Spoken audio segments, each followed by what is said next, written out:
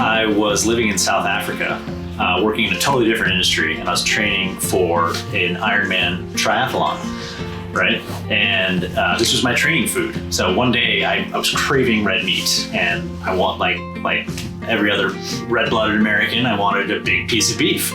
And so I went into a restaurant in South Africa, and instead of beef, there was ostrich on the menu. So I said, yeah, I'll take some ostrich. And I ate this huge ostrich steak. It tasted just like beef.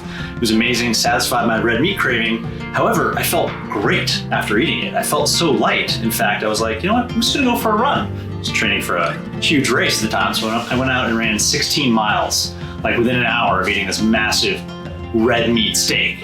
And from that moment on, I was hooked. I was like, oh my God, this feels fantastic. It tastes great, but I feel good and it's healthy. I need to learn more. And so, long story short, I left my previous career to bring ostrich to America.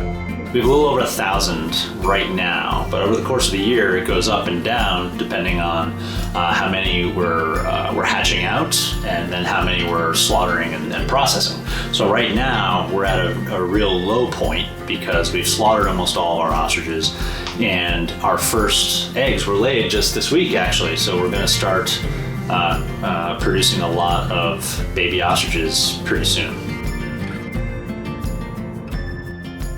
The ostrich has the digestive system of more of a horse or a rabbit than a typical poultry, and their diet consists of the same. So they are an alfalfa-based diet versus, chickens, turkeys, ducks, geese. They can all eat a grain-based diet. So everything that's on the market that's available for poultry feeding is based on a grain-based diet, which is extremely inappropriate for this particular species. So when I first started here, the adults were being fed an alfalfa-based diet, but the babies were actually still on more of a poultry-based diet. So we've done some feed changes to get a more appropriate diet for the babies.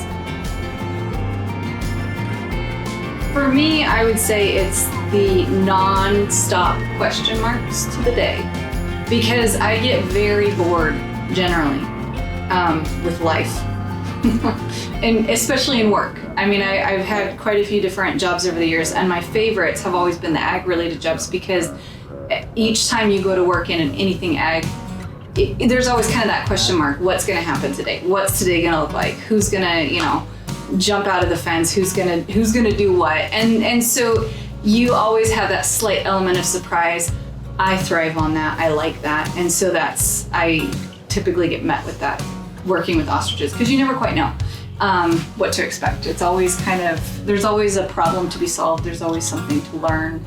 And again, there's no manual for these guys. There's no definitive information. So we're always finding out new things, and it's very stimulating mentally.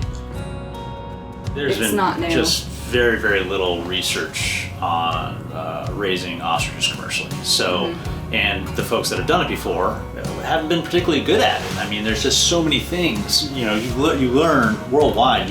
The more you experiment, the more birds that are on the ground, the more you learn. And ostrich is just such a small industry that we have so much yet to learn. And that's one thing getting into this business that, I knew how little I knew, right? And that was a huge advantage, because with the folks we try to attract here, we're trying to learn from people that have been very successful in adjacent animal industries. We're trying to apply that knowledge to this species, which we think is going to be great.